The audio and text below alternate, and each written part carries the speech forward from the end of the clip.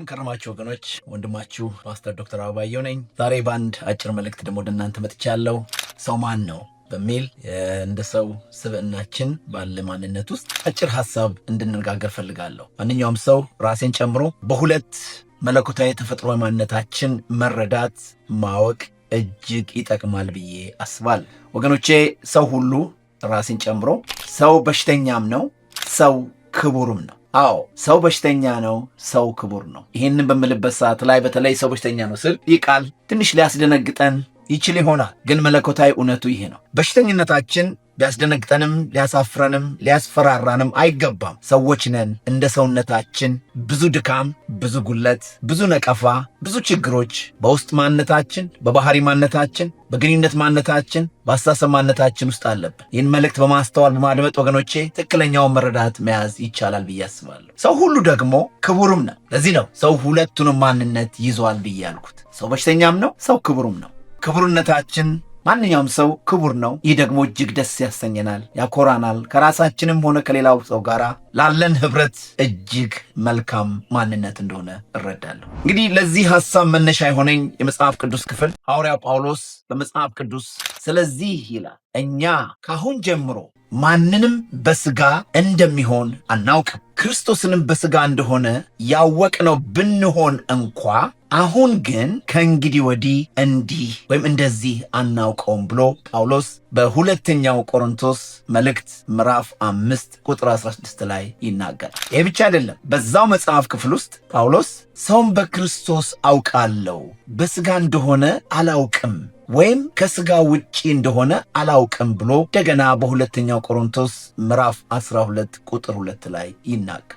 ወገኖቼ ከሰዎች ጋር ማንኛውንም ግንኙነት ለማድረግ ቤተሰባዊ ግንኙነት፣ መንፈሳዊ ግንኙነት፣ የቢዝነስ ግንኙነት፣ የሥራ ግንኙነት፣ የትምህርት ግንኙነት፣ የትዳር ግንኙነት ለማድረግ ሰውን ማወቅ መተዋወቅ አስፈላጊ ነው። ግን ሰው ማን ነው የሚለውን ጥያቄ በሚገባ የመመለስ ሸክም አለብን ብዬ አስባለሁ። ይሄ ደግሞ እጅግ አስቸጋሪና ውስብስብ ያለ እንደሆነ ልንረዳ ይገባል። ምክንያቱም የሰው ማንነት እጅግ ውስብስብና ሰፊ ስለሆነ ሰውን በሚገባ ካላወቅነው ወይም ደግሞ በትክክለኛ ማንነቱ ካልተረዳ ነው እንደሚገባ አብረን ልንኖር፣ ልንመላለስ፣ ልንሰራ፣ ህብረት ልናድረግ አንችልም። ሁላችንም ሰውን ለማወቅ ባለን ብዙ ጥረት ሰውን በተለያየ መመዘኛ ለማወቅ እንሞክራለን፣ እንጥራለን። ይሄም መጥፎ አይደለም፣ ያስፈልጋል፣ ትክክልም ነው። ስለ ሰው ስናስብ በተፈጥሮ እነዚህ የሰው መመዘኛዎች ወደ አይምሯችን ይመጣል። ራሴን ጨምሮ ማን ነው? እከሌ ማን ነው? እከሊት ማን ነች?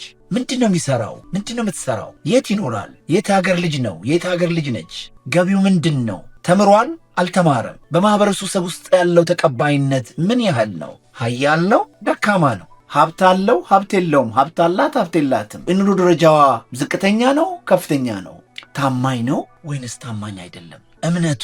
እምነቷ ምንድን ነው? ሃይማኖቱስ ምንድን ነው? ማን ነው? የት ነው? እያልን ብለን በመሰረታዊነት እንጠይቃለን፣ እንመረምራለን። ይህንን ግንዛቤ ለመጨበጥ ወይም በእነዚህ ግንዛቤዎች ላይ ተመስርተን ደግሞ ግንኙነት ለማድረግ ወይም ላለማድረግ እንወስናለን። ትክክል ነው።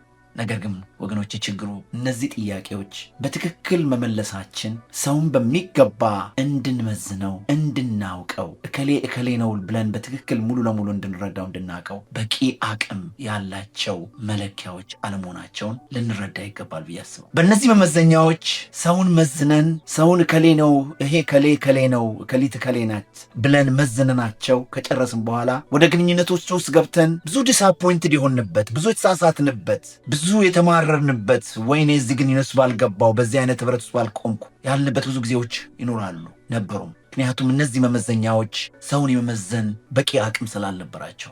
የእግዚአብሔር ቃል እንደዚህ ይላል ወገኖቼ፣ ጠቢብ በጥበቡ አይመካ፣ ኃያልም በኃይሉ አይመካ፣ ባለጠጋም በብልጥግናው አይመካ፣ ነገር ግን የሚመካው ምሕረትንና ፍርድን ጽድቅንም በምድር ላይ የማደርግ እኔ እግዚአብሔር መሆኔን በማወቁና በማስተዋሉ በዚህ ይመካ።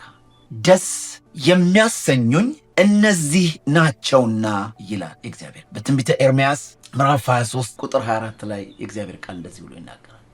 የሰው ጠቢብነት፣ አዋቂነት፣ ኃያልነት እና ብልጥግናው የአንድ ሰው ጥሩ ናቸው። ነገር ግን የሰውን የወደፊት ትክክለኛውን የህይወት ስኬት እንደማይወስኑ እንደማያሳዩ መጽሐፍ ቅዱስ ግልጽ አድርጎ ይነግረናል። ሰው ጠቢብ በመሆኑ ወይም ጠቢብ ባለመሆኑ የሚያስመካም የሚያዋርድም ነገር አይደለም። ሰው አያል መሆኑ እና ደካማ መሆኑ ከቁጥር የሚገባም ነገር አይደለም። አይጠቅሙም እያልኩ አይደለም። ነገር ግን የአንድን ሰው እውነተኛ ማንነት የሚገልጹ መለኪያዎች ግን አይደለም። ሰው ባለጠጋ መሆኑ አለመሆኑ የህይወት ስኬቱን ለራሱ ሊገልጥለት ይችላል። ምክንያቱም እነዚህ የምድር መመዘኛዎች ወገኖቼ የአንድን ሰው በትክክል እከሌ ነው ብሎ ለማወቅ ለመረዳት እጅግ በቂ አቅም ያላቸው አይደለም።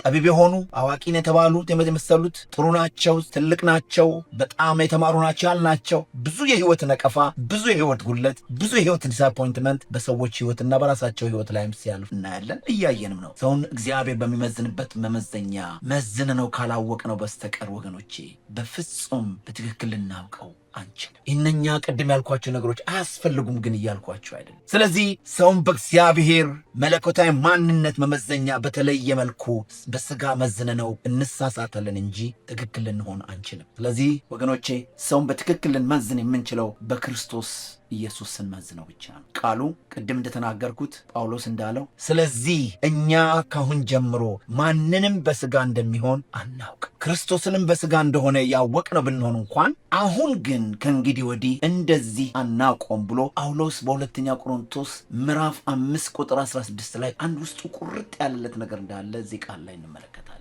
ሰውን በክርስቶስ ስናውቀው ወገኖቼ የማንንም ሰው ስነ ተፈጥሯዊ ማንነት በሁለት ይዘቱ ቅድም እንደተናገርኩት ልንረዳው እንችላለን ብዬ አስባለሁ። ይኸውም አንደኛው በሽተኛ መሆኑ።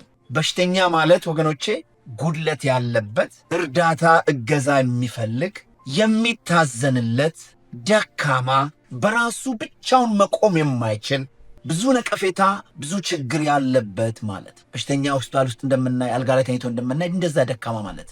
ማርቆስ ወንጌል ምዕራፍ 2 ቁጥር 17 ላይ ይላል ኢየሱስም ሰምቶ እንዲህ አላቸው ይላል ሕመምተኞችን እንጂ ብርቱዎች ባለመድኃኒት አያስፈልጋቸውም፣ ኃጢአተኞች እንጂ ጻድቃን ልጠራ አልመጣሁም አለ እግዚአብሔር። ስለዚህ ኢየሱስ የመጣው የዓለም መድኃኒት ሁላችንም በሽተኞች ስለሆንን ነው። ሰውን በክርስቶስ ስታውቁት ወገኖቼ በዚህ መረዳት ለሰው ሁሉ የሚራራ የሚያዝን ይቅር ማለት የሚፈልግ ማንነት ውስጣችን ይቀመጣል ማለት። እንደዚህ ስናስብ ሰው እኮ በሽተኛ ነው ብለን ስናስብ እንድንራራለት፣ እንድናዝንላት፣ እንዳንጨክንባት፣ ይቅር እንድንላት ለምን ይህን ያደርጋል ብለን ብዙ ግርምታ ውስጥ እንዳንገባ፣ ሰው ሆኖ እንዴት እንዲያደርጋል ብለን ብዙ እንዳንቸገር፣ ብዙም እንዳንመራመር፣ ብዙም ዲስአፖይንት እንዳንሆን። ነገር ግን የዓለም መድኃኒት የተባለው ኢየሱስ ወደዚህ ሰው ህይወት የመጣው ለካ ስለዚህ ለሰው ህይወት የመጣው ለዚህ ነው ብለን ሁላችንንም በዚህ መመዘኛ ልንመለከት ይገባል። ሁሉም በምድር ላይ በሽተኛ ስለሆነ የሁሉም መድኃኒት ደግሞ ኢየሱስ። ሁለተኛው ግን ሰው ክቡር ነው። ክቡር ነው፣ በሽተኛ ብቻ አይደለም፣ ክቡር ነው። ይህ ደግሞ መጽሐፍ ቅዱስ በመዝሙረ ዳዊት ምዕራፍ 8 ቁጥር 4 ላይ ሚላን መጽሐፍ ቅዱስ ሲናገር ታስበው ዘንድ ሰው ምንድን ነው? ትጎበኘው ዘንድ የሰው ልጅ ምንድን ነው ካለ በኋላ ቁጥር 5 ላይ ከመላእክት እጅግ በጥቂት አሳነስከው፣ በክብርና በሞገስ ዘውድ ከለልከው ይላል። ሰው ክቡር ነው። እግዚአብሔር በመልኩ እንደ ምሳሌ ፈጠረው። በዘፍጥረት ምዕራፍ 1 ቁጥር 27 ላይ እግዚአብሔርም ሰውን በመልኩ ፈጠረ ይላል። በእግዚአብሔር መልክ ፈጠረው፣ ወንድና ሴት አድርጎ ፈጠራቸው ይላል። ስለዚህ ወገኖቼ እግዚአብሔር ደግሞ ይህንን ክቡር የሆነ ማንነት በክርስቶስ ኢየሱስ መለሰልን። ስለዚህ እኛም ተመልሰን ሰውን በሥጋ ላለማወቅ እስካልወሰንን ድረስ የሰውን እውነተኛውን የደካማነት ማንነቱን ወይም በሽተኛ ማንነቱን ጉለት ያለበት ማንነቱን ካልተቀበልን፣ ካልተረዳን፣ ካላወቅን በስተቀር በሌላው ሳይድ ደግሞ ክቡር መሆኑን ካልተረዳን፣ ካላወቅን በስተቀር ሁለቱንም ማንነት በትክክል ካልተረዳን በስተቀር ወገኖቼ ከሰዎች ጋር ያለን ግንኙነት ኢትስ ኦልዌይስ ሁል ጊዜ በብዙ ጦርነት፣ በብዙ ችግር፣ በብዙ ነቀፋ፣ በብዙ ትግል ውስጥ እያለፍን ብዙ ዲስአፖይንትድ እየሆን እንሄዳለን። ወገኖቼ ዛሬ የምለው የሰው ልጅ ዛሬም ጉለት አለው። ሁላችንም ጉለት አለብን፣ ራሴን ጨምሮ በሽተኛ ነን ማለት ነው። ዕለት ዕለት የእግዚአብሔር እርዳታ ያስፈልገናል። ዕለት ዕለት የክርስቶስ መድኃኒትነት ያስፈልገናል። ብዙ ጉለት፣ ብዙ ድካም ስላለብን እንተዛዘን። እርስ በርሳችን አንፈራረድ። እርስ በርሳችን ጀጅመንት ውስጥ አንግባ። እርስ በርሳችን ድንጋይ እንወራወር። ምክንያቱም እያስቸገረን ያለው ያ በሽተኛ ማንነቱ ነው። በይ እያስቸገረኝ ያለው ያ በሽተኛ ማንነቷ ነው በል። ግን እሱ ብቻ አይደለም፣ በክብሩ በኩል ደግሞ ሰው ክቡር ነው። እሷ ክቡር ነች፣ እሱ ክቡር ነው። በክብሩ በኩል ደግሞ ስታየው ይበልጥ ሰውን ሁሉ ለማክበር ሰውን ሁሉ ለመስማት፣ ላለመናቅ፣ ሰውን ለመቀበል፣ በትዕግስት በፍቅር ከሰዎች ጋር ለመኖር ያስችለናል። ወገኖቼ በዚህች አጭር መልእክት ወገኖች ሰውን ተመልሰን ሰውን በክርስቶስ ለማየት ካልወሰን በስተቀር ሰውን መረዳት በፍጹም ይከብደናል። ይሄ ማስተዋል ይጠቅመናል ብዬ አስተውላለሁ። እግዚአብሔር በነገር ሁሉ መረዳትን ይስጠን፣ ማስተዋል ይስጠን። ጥያቄም፣ አስተያየት፣ ተጨማሪ ሀሳብ ሊኖራችሁ ይችላል። ነገር ግን እግዚአብሔር በረዳን መጠን ማንነታችን በትክክል እንወቅ። ወንድማችሁ ፓስተር ዶክተር አበባየሁ ነኝ። ተባረኩልኝ። መልካም ሳምንት።